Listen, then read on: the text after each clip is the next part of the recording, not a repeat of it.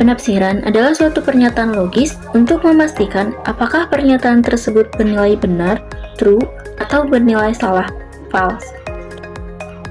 Fungsinya yaitu untuk menghindari kerancuan dalam pembuktian dan membedakan argumen yang kuat atau soundness dari yang tidak. Memiliki peran yang sama pentingnya dengan tabel kebenaran atau tautologi pada logika proposisional. Suatu penafsiran harus memiliki komponen-komponen, yaitu 1. Harus ada universe of discourse. 2. Untuk setiap individual, harus ada konstanta individual yang secara khusus menunjuk individual khusus. 3. Setiap variabel bebas harus menunjuk suatu konstanta individual yang unik. Dan yang keempat, harus ada pemberian nilai untuk setiap predikat yang digunakan pada ekspresi tersebut. Contohnya yaitu 1. Semua mahasiswa rajin belajar. 2. Seseorang menyukai semua orang. Untuk membuat suatu penafsiran, diperlukan suatu daftar mahasiswa untuk menunjukkan universe of discourse. Misalnya ada 3 mahasiswa, yaitu Dito, Wawan, dan Tono, atau bisa disingkat jadi D, W, dan T, yang berarti konstanta-konstanta individual yang dipakai. Kemudian, lakukan pemberian nilai untuk A dalam kurung X. Misalnya, Dito dan Wawan sudah rajin belajar, tetapi Tono tidak rajin belajar. Maka, pemberian nilai dapat dilihat pada tabel tersebut. Pemberian nilai telah dipermudah untuk nilai kebenaran dari dalam kurung A terbalik X, atau bisa disebut untuk setiap X, A dalam kurung X. Dan tentu saja, pada saat ini, pernyataan tersebut bernilai salah. Penafsiran dari dalam kurung untuk setiap X, A dalam kurung X, hanya benar jika A dalam kurung D, A dalam kurung W, dan A dalam kurung T, semua harus bernilai benar. Padahal, dalam kasus ini ternyata tidak, karena ternyata Tono tidak belajar. Jadi, A dalam kurung T bernilai salah. Untuk penafsiran digunakan suatu domain tertentu, finite domain, yang berisi n individual, misalnya A1, A2, AN. Dalam kurung, untuk setiap X, A dalam kurung X akan bernilai benar jika A dalam kurung A1, A dalam kurung A2, A dalam kurung AN, semuanya akan bernilai benar. Jadi, nilai dari untuk setiap X, A dalam kurung X adalah dari setiap X, A dalam kurung X identik dengan A dalam kurung A1 dan A dalam kurung A2 dan A dalam kurung AN. Sisi kiri dari ekspresi tersebut sama saja dengan suatu ekspresi seperti untuk setiap X, A dalam kurung X, untuk setiap Y, A dalam kurung Y, atau untuk setiap Z, A dalam kurung Z. Hal ini juga menunjukkan bahwa varian-varian tersebut ekuivalen secara logis. Perhatikan bahwa A dalam kurung A1, A dalam kurung A2, dan A dalam kurung AN hanya mempunyai 2 kemungkinan nilai, yakni T dan F. Dan ini juga berarti bahwa A dalam kurung A1, A dalam kurung A2, dan A dalam kurung AN adalah proposisi. Dengan kata lain, penafsiran di dalam finite universe mengubah ekspresi dari logika predikat menjadi proposisi-proposisi. Pada domain dengan n individual, yakni A1, A2, dan AN, maka ekspresi yang cocok dengan kuantor ekstensial ada X, A dalam kurung X adalah benar untuk semua penafsiran, dan hal ini membuat A dalam kurung A1 benar, atau A dalam kurung A2 benar, atau yang terakhir A dalam kurung AN itu benar juga. Pada rumus ini, simbol untuk semua menyatakan bahwa setiap X memenuhi AX, sehingga semua pernyataan harus benar dan dihubungkan dengan kata dan. Lalu ketika pernyataan untuk semua tersebut dinegasikan menjadi tidak, berdasarkan hukum De Morgan, kata dan berubah menjadi kata atau, dan setiap pernyataan ikut dinegasikan, sehingga maknanya menjadi ada. Setidaknya satu X yang tidak memenuhi A dalam kurung X. Kemudian contoh 2. Ada seseorang yang mencintai semua orang. Misalkan, Universe of Discourse berisi 3 orang, yakni Bowo, Dewi, dan Susi. Dengan predikatnya B, maka B dalam kurung XY, berarti X mencintai Y. Tabel di atas memberikan nilai untuk predikat. Dan jika diperhatikan, maka tabel tersebut dapat dibaca Bowo mencintai Dewi dan Susi. Dewi mencintai Bowo, dan Susi mencintai Dewi dan dirinya sendiri. Terus lanjut ke rumus yang ketiga. Untuk setiap X dalam kurung untuk setiap Y, B dalam kurung XY identik dengan dalam kurung untuk setiap Y dan untuk setiap X, B dalam kurung X atau Y. Rumus 3 adalah benar jika dan hanya jika B dalam kurung XY sama dengan T untuk semua pasangan X dan Y yang dimungkinkan.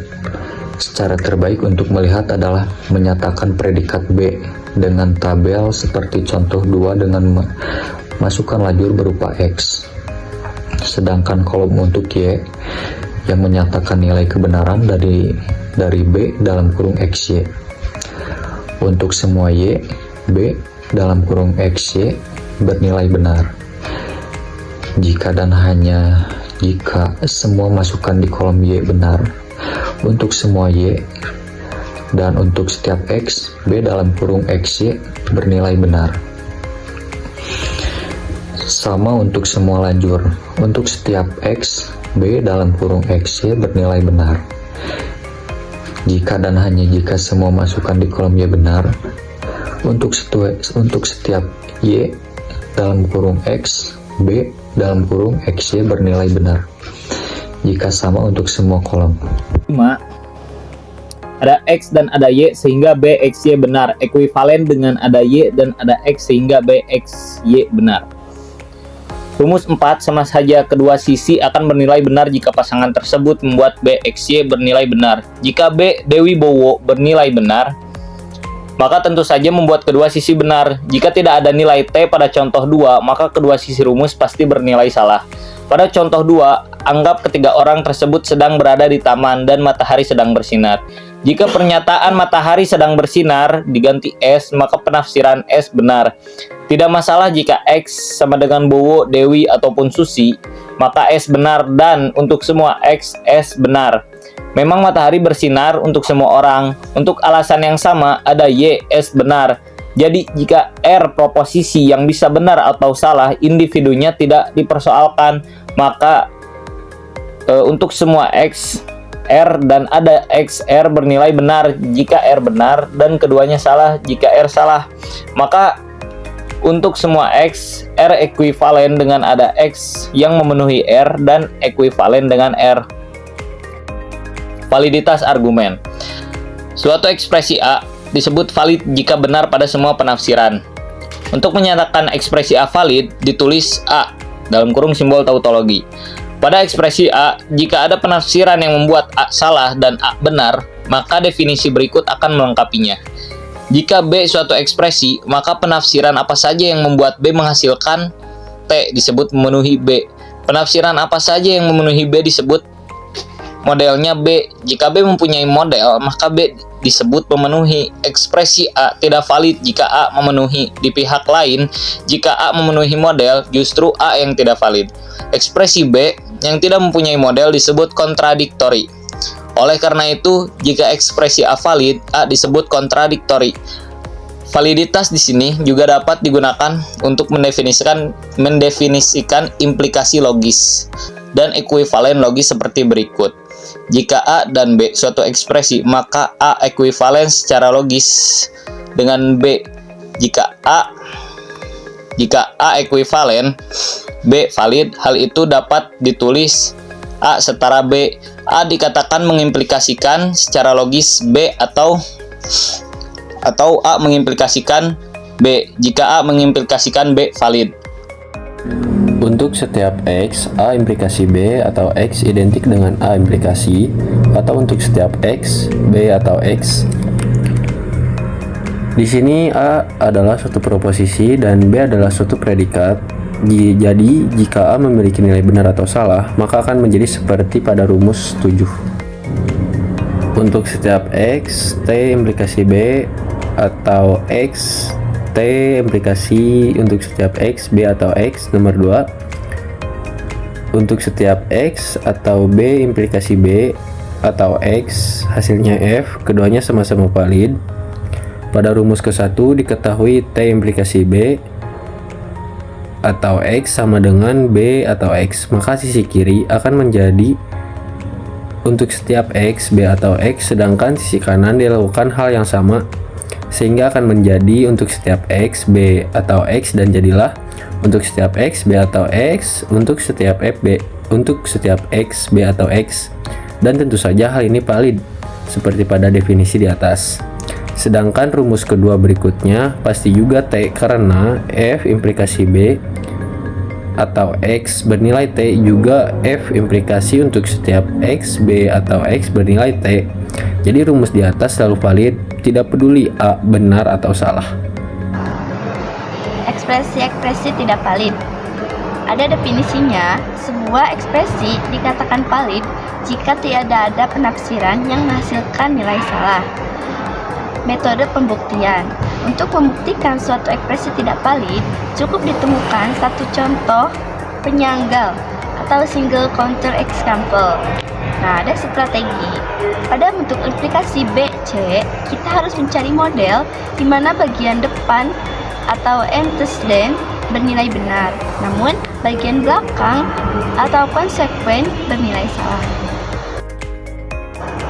Adapun contoh yang pertama, jika sifat A hanya dimiliki oleh beberapa individu, maka tidak bisa disimpulkan bahwa semua individu memiliki sifat A. Nah, gunakan dua individu yaitu A dan B. Jika A pada A bernilai benar dan A pada B bernilai salah, maka pernyataan ada setidaknya satu X yang memiliki sifat A terpenuhi.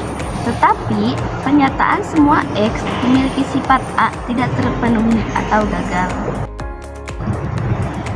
Adapun contoh yang kedua, jika X memiliki sifat A dan terdapat suatu Y sehingga A berlaku untuk X dan Y, maka terdapat suatu Y sehingga A berlaku untuk Y terhadap dirinya sendiri.